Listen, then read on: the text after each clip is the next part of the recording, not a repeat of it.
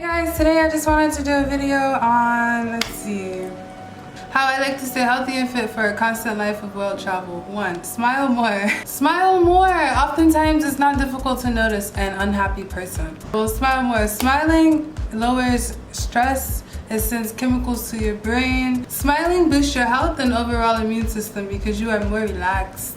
Open your heart and your mind and release your negative emotions. Food. Okay, food. I love food. I'm always eating. I'm eating all the time. Food is a gift and we are to nourish our bodies. I truly believe that we are what we eat. I was eating very different growing up. My parents would tell me, you can't leave the table until you finish your plate. I'm blessed and grateful to have food on the table, but as I get older, I began noticing, paying attention to my body, how I feel after stuffing my face, and the difference between eating until I feel nourished and eating what I felt was the right portions for my body. I no longer believe I need to eat until I'm full. And I no longer eat food for comfort. I eat only when I am hungry. I love to begin my day with a healthy and well-fueled start, leaving me energetic and clear-minded, ready to explore new surroundings. Traveling the world requires strength. You have to be strong. You are hauling yourself country to country, step by step. Taking my luggage, hiking up mountains, running for buses, I'm constantly on the go. I live a very active lifestyle. To maintain this lifestyle, I recognize that I must eat healthy. I can't afford to consume a bunch of processed preservatives, artificial flavoring, and food color. I try to eat healthy and consume things that are beneficial to my body. I was really being addicted to sugars, especially a lot at 7-Eleven in Southeast Asia.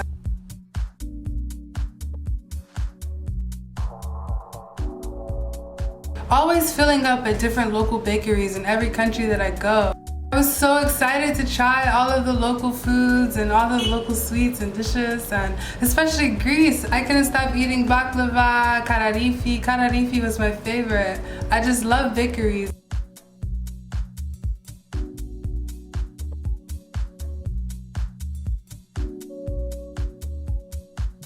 But at one point I had to stop and think like, okay, enough is enough. I'm hiking around the world and going to all of these different viewpoints. It made me dream of being in my 90s and I can be healthy as I can be in my 90s and still be able to explore all of the beautiful wonders of the world. I never want to miss out on these things. Never, ever. I have to take care of my body now, today, every second, in order for that to happen. I want to be able to skip up all of the mountains. I want to do all of the hikes that I can do in this lifetime. I want to just be able to skip up every mountain, like 10-15 minutes, no problems at all. I just want to be in such good shape. I can't be stopped. I have to stay in shape. A perfect morning for me would be to immediately start my day with a cup of water at sunrise, at or before sunrise, with a cup of water and a side of tea. Sugar-free tea. Sugar-free tea. And I carry my water with me all throughout the day. Tea is really beneficial and powerful antioxidants for you. Keeps you strong and healthy. Like one time I ran over my knee in Chiang Mai, Thailand, and I thought I broke it, but a few days later I was walking again and I was perfectly fine, and I was like, oh, thanks to the sugar-free tea. I love finding tea from all over the world and exploring all the different flavors.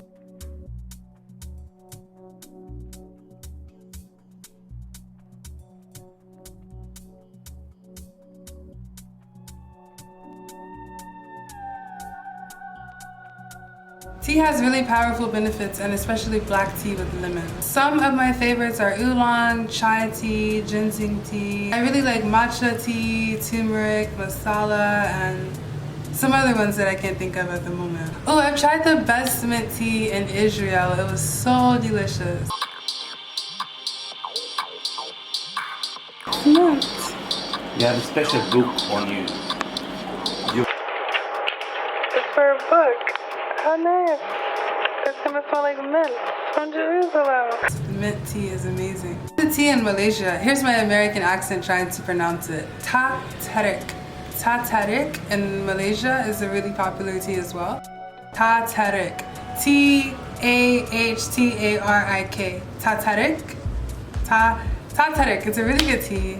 Although it's usually served a bit sweet, I still do like it. It's really yummy. Taro tea is really good as well. Taro tea, Thai tea, they're really yummy, but they are really sweet. And hey, it's also great for your dental health as well. Keeps your smile nice and white. Oh, my hair is crazy today. Yeah, so next thing that I have, food. Okay, when it comes to meals, I mostly try to incorporate lots of fiber and lots of protein into my diet as well as fruit.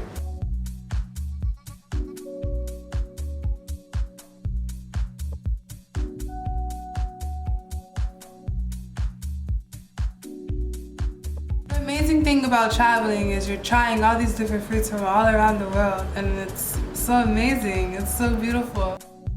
I'm eating fruit for breakfast, for lunch, and for dinner. I'm fueling my body with fruit because you can eat a limited amount of fruit and it's really healthy for you. For me, I don't know for you, but for me, yeah, so I really like fruit. After witnessing a goat get slaughtered, Poa Katana. Niko nyumbani. Mimi hata siko Mombasa. Niko nyumbani kabisa, labda nipige jamaa Musa akupe printer. Siko Mombasa. Siko Mombasa, bwege. Niko nyumbani bara. Jana. Leo leo mchana.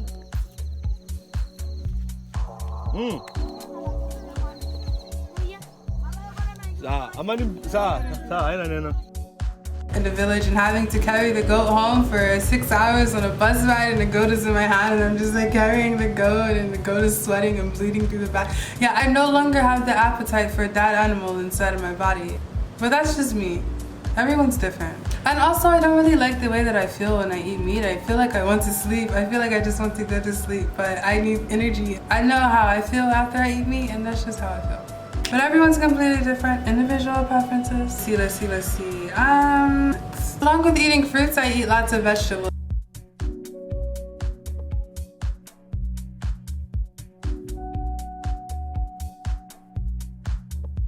My favorite here is called Morning Glory, and also Chinese broccoli is really yummy. A friend here has a garden, and every night for dinner we would go out and get fresh fruits and vegetables for her garden to prepare for dinner. Freshly grown, yummy, delicious vegetables with no chemicals. I always pay attention to what the locals are eating. Maybe there's something that you can learn from their dieting. Every country is different. I notice how hardworking their community is. Seeing people barefoot carrying coconuts in their back for 8 hours a day, walking the streets just selling to earn money. I see the women balancing the sticks on their shoulder.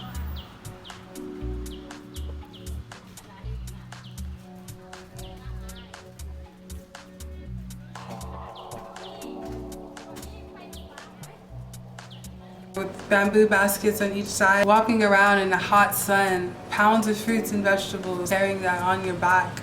You know how heavy that is? Basically have a mini market on their back. Anything that you need, they're walking around to deliver it for you. There's no corner store, 7-Eleven, supermarket on every single block like it is in America. You know, these people have so much strength, and it's just interesting to see what they consume and how they go about their days. Another thing that I have noticed is the portion sizes. Compared to all of the countries that I have traveled to, one thing's for sure is America has the largest, most insane portion amount, if you think about it. And it's just the norm. It's the normal. It's completely normal. And I never really noticed until I left America. Other places I've gone, the portion sizes are really tiny. And how weird, America is the only country so heavily obsessed with putting chemicals and additives into their food and sugar and everything. And everything. Bread has sugar in America. Why does bread have sugar? America is the only country so heavily obsessed with putting inhumane chemicals and sugars into everything. Like poison. Oh, if I can grow my own garden and have my own travel garden with me and just carry it on my back and have all the fruits and vegetables at my disposal, that would be amazing. Like a travel little garden, my own little travel garden with like little tomatoes and cucumbers growing or something. Just like a travel garden, you know? I don't know if that's gonna be ever possible. Well, which brings me to my next point, pack light. Pack light. You don't want to be exhausting yourself, using all of this extra energy, hauling a bag you can barely carry through the country. It's going to keep you safe because you don't want to look like an easy target. And it will just be easier in your health, your back, your life, everything. It was just gonna make your life way easier. I was carrying this large, heavy bag full of everything. I do photo shoots in a lot of my outfits. Some outfits that I wanna do pictures in. I have outfits that are actually practical for the things that I'm doing. Maybe I'm hiking or going to a temple. You have to dress appropriately for the temples. You can't wear You have to cover your head and shoulders and knees and toes and everything, or you will get rejected and you can't go inside the temple. So you have to have outfits for those to cover. And then I have hot weather clothes, and then I have cold weather clothes, and then I just narrowed it down to what do I actually need in these next 7 days.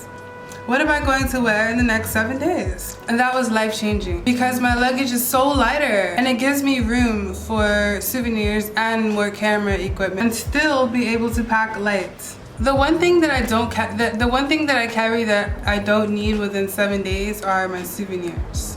But I had to make a sacrifice. So all of my souvenirs I can still afford to keep with me and still be fine. But my souvenirs are no bigger than a wallet. They're very small. And I just have like a rock and a seashell. I'm gonna have a little business card from Amsterdam, from my Amsterdam hostel that I stayed in for memories. I just kept it because now I can always remember when I was in Amsterdam.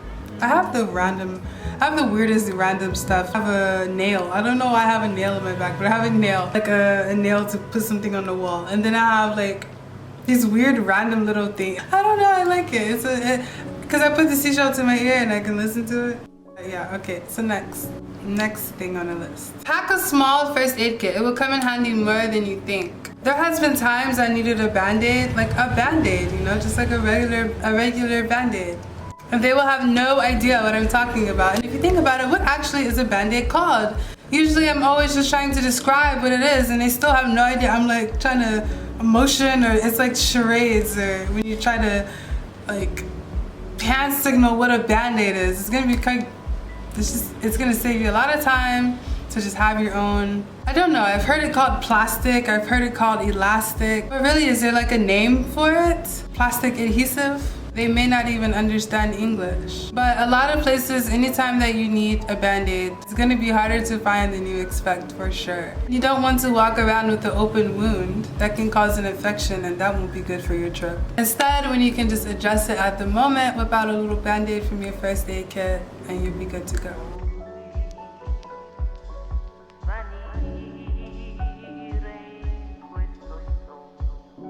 It's gonna be easier rather than trying to explain what it is you're talking about. Sunscreen, mosquito, bug repellent. You don't want to get malaria. You don't want to get a disease. Oh, and especially at this time, even more hand sanitizer and more tissues. These aren't in any particular order, but the next thing is I walk everywhere. I walk everywhere so unnecessarily. Skip the escalator and take the stairs. Skip the metro and walk every single step of the way. I enjoy it. I like to take my mind on a walk and just explore the neighborhood a little bit more. One time when I was in Milan, Italy, oh, the lighting is weird. The sun is coming like right in my face now. My hair is always crazy how it is these days. Like when I was in Milan, I thought maybe my Google Maps was overreacting, like over-exaggerating, overestimating when I was gonna arrive, because it did say 1 hour walk, but I was like, no, I'm gonna get there faster. I'll probably get there in like 40 or 30 minutes. I was like, it's not gonna take an hour. It's not gonna take an hour. I was like, it's not gonna take an hour. But it took exactly 1 hour. It actually took longer than 1 hour because I kept stopping to regret, why did I walk this far? Especially when I got to the highway and had to walk down and around the highway. I was so far from the city center and I was safe, but I was just completely hot and tired. That was the time that I learned that Google Maps always tells you the exact time that you will arrive. Google Maps ETA is always spot on correct. But hey, don't be like me. If you need to take a ride, take a ride. Don't put your safety at risk. Sometimes you do need to take a ride, whether you're in a country that you arrive at nighttime. You need to take a ride, or if you are in a country that you have to take a little bit more extra more precaution. Sometimes it's best to just take the ride. Don't walk. I'm talking like skip the elevator, skip the escalator, and walk. You just get good exercise on. You can even do a little flex while you're walking. Work those muscles. You can work those muscles. The next thing that I have to say is to pace yourself. Pace yourself. It keeps you more relaxed. Don't try to see the entire city in one day. If you plan to do a lot in a big city, consider staying longer, extending your trip, so that you can slow down, pace yourself, and to spread out your itinerary. You'll also get to know the area more, rather than just being able to say, oh, I've been there. Be active and roam the streets, but don't overdo it. Take plenty of breaks in between. It will be easier on you and the mind. Why have the stress of following this hardcore, strict itinerary when you should just let it be natural? Take it step by step, slowly. I'm losing my daylight here. My daylight is going off and on and on and off. One time I saw this family fighting in Italy, and the mom was like, we need to do this by 8 o'clock and we need to do this by 9 o'clock. And the dad was like, oh, I just want to have a beer. And the little girl was like, oh, I just want to go to sleep or something. And the boy was like, oh, I just want to go play my video game. And they look so miserable. Don't worry, it takes the fun away from traveling and experiencing these new places that you're in. So take it easy. It reduces stress, which keeps you healthy. Next, carrying all your luggage around. Carrying all your luggage around country to country, you're going to need to stretch. Stretching for me is the best way to calm my mind, to find my rhythm, and prepare my body for the day's activities. I try to start each morning with some yoga and some light stretches, followed by 10 to 15 minutes of mindful breathing and meditation techniques. Maybe your hotel has a class as well, and it's fun because you can even meet people. And yeah, meeting people keeps you from being lonely, which, I don't know, makes the heart grow stronger. You need to meet people, so I think it's fun if you go to a class or your hotel or your hostel. They may have like yoga classes or workout classes that you can go to in the mornings or the afternoons. So it's a good way to be social and healthy as well. Stretch your arms, your legs, your shoulders, your neck, and your back. You will feel so refreshed. And it's easy to sneak in a simple shoulder stretch or neck stretch. Sneak in a stretch throughout the day while you're waiting for the bus, a simple little neck stretch or a shoulder stretch while you're waiting for the bus or waiting for food or transportation or waiting for a bathroom stall. You can pop in a little stretch here and there. No excuse. No excuses 2020.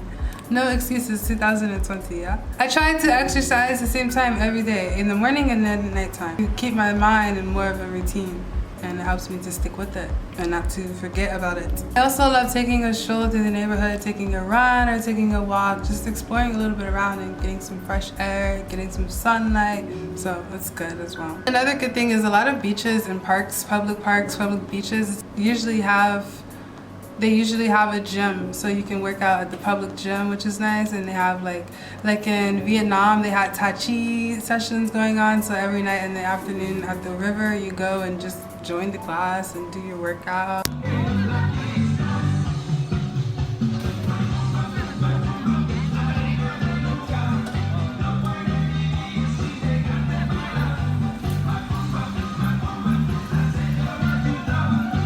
So the beaches and the parks have lots of gyms that you can usually use. I find them pretty fun, and they help me get in a little workout here and there, a little booty workout.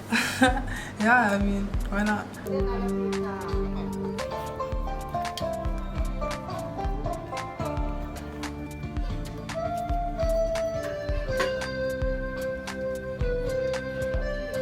Get yourself a local massage, treat yourself to a knowledgeable therapist, wherever country you're traveling to. A local style massage is what you need. You will be glowing and happy and relaxed, feeling rejuvenated afterwards. Very much worth it after a long day's worth of travel. I've gotten really amazing massages in Hong Kong, in Thailand, and Laos actually. I guess you have to find yourself a knowledgeable. Look online for the best rating reviews, and sometimes I like to try different ones. So I go to one person, maybe I want to go to another person to compare the difference and really get to know my massages, you know? It'll help you live longer, I believe. I hope so, I don't know, it makes you feel good. Okay, last is sleep. J'ai besoin de sommeil. Get some sleep. I need my sleep, I need my beauty rest. Traveling the world, traveling different time zones, it can be exhausting on your body, and you really need to listen to your body and know when you need to just take the time to relax your body. It can be exhausting on your body going to these different time zones. One day you're here, one day you're in Asia, one day you're in Africa, one day you're somewhere else, and it's just like, where am I? What day is it? You need to just kind of relax for some time, take it all in. Restful sleep is the time your body needs to rejuvenate and get itself back together to remain strong. It's the time that your body needs to recover, to relax, I love to sleep as often as I can. It's gonna prepare you for a new day of adventures and sightseeing. How much is enough sleep? Listen to your body. Your body will tell you. And well, last, waking up early. Waking up early keeps me sane. If I miss the sunset, I feel like I'm missing out on life. I feel like life has passed me by. I need to be up before the sun comes up so I can witness with my 2 eyes that the sun has come up. It's a special time of day, and I like the peacefulness and the quiet. I feel so off track if I wake up around 9 or 10. I'm like, that's half the day gone by already. I love waking up early. I love it. It keeps me sane. It keeps me happy. I get sad when I wake up late. I like to go to bed early and wake up early. I'm a little grandmother. Sleep is the most important thing. You don't want to be traveling with people that are unhappy and grumpy and all exhausted. Take all the time that you need to sleep. These are just ways that work for me. Traveling has changed, so yeah, we're gonna talk about that in my next video. Nobody just wants to talk to themselves all day long. Leave me a comment. I don't know. If you could travel anywhere, where would you like to travel? Yeah, thanks for watching. Bye, stay safe. I'm about to go do some stretches myself.